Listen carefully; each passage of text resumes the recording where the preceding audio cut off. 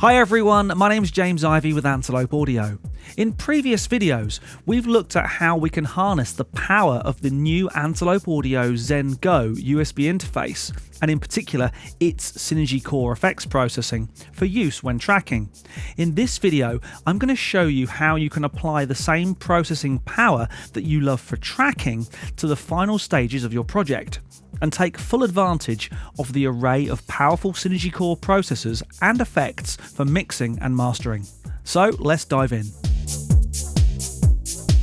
Before we dive in too deep, it's worth understanding a couple of the basic features of both the Antelope Audio Synergy Core system and the Zen Go interface and control panel. Many of the other Antelope Audio Synergy Core interfaces can connect to your host computer, be that PC or Mac, via either USB or Thunderbolt.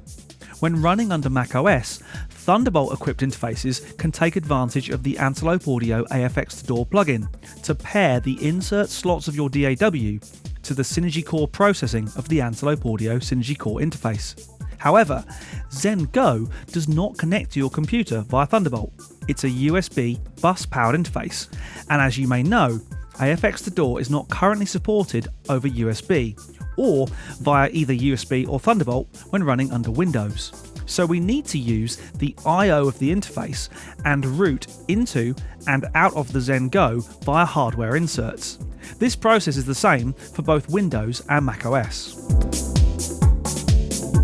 Zen Go uses the same style of control panel as the discrete range of Antelope Audio interfaces. And while this is a simplified, slimmed down version of the control panel you might be offered with the Zen Tor or Orion range, the Zen Go control panel still allows for complex routing to and from its dedicated inputs and outputs. In this example, I want to put some bus compression and EQ into this drum bus. First, we make sure that all our routing in the Pro Tools I/O setup is set to its defaults. If you've set up a complex routing, you will need to be aware of how your routing is configured and adjust this process accordingly. Now in the drum bus, we can place an insert routing to inserts 3 and 4. Now over in the Zen Go control panel, we need to assign both our monitoring path and our processing path. Zen Go can assign 4 mono or 2 stereo AFX paths, each containing up to 8 effects. That's a lot of power from a small, portable, USB-powered interface. Computer Play 1 and 2 is our monitoring path, and in this case, I'm going to route it to channels 5 and 6 on the Zen Go control panel mixer. Why 5 and 6? Well, channels 1 to 4 have the AFX slots, and channels 5 to 16 are for non-processed assignment, be that for monitoring inputs or outputs. I'm going to pan channels 5 and 6 hard left and right accordingly, and as these are the only channels I want to monitor, I'll leave the faders all the way up. As we are using insert 3 and 4 in Pro Tools, and all our routing is 1 to 1, I'll assign channels 3 and 4 in the Zen Go control panel to Computer Play 3 and 4. Stereo link them and hard pan them left and right, and pull the faders all the way down, as I don't need to monitor just the process signal. Remember that in most cases you won't just have the drums playing back, you'll have an entire session. If we click on the DAW/I/O tab, it should all start to make sense. Down here we have the input from our DAW on channels 1 and 2, and these are routed to monitor from channels 5 and 6 on the Zen Go control panel mixer. And we have the insert from the drum bus coming from DAW channels 3 and 4 being processed and back out again on channels 3 and 4, which act as our insert return back into the drum bus signal path.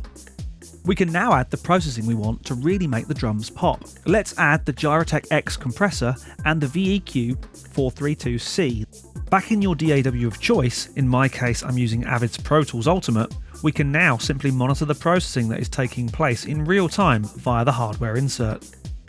Do remember that when it comes to bouncing or creating a mix of your work, this must be done in real time and not using any bounce or offline bounce features, as hardware inserts only work in real time. You could of course be using real analog hardware after all. The best way to create a stereo file, be that a mix or master, is to record on a new stereo channel in your DAW. Just create a new stereo track and, in this case, set its inputs to be input 5 and 6 from your Zen Go. Firstly, mute this new channel as you don't want to create a feedback loop, then set the channel to record enable. Now hit record on your DAW and record a pass of the track in real time. Using this method, anything that is routed to your master bus will be captured by the new stereo track, as your master bus is being monitored by channels 5 and 6 from the Zengo control panel. Using this routing, we still have access to our preamps and the ability to apply Synergy Core effects processing as we record. I really hope you found that useful, and you can now see how easy it is to turn your Zengo interface into a powerful Synergy Core processor to form part of your mixing or mastering chain. So for now, my name's James Ivy, and I'll see you again very soon.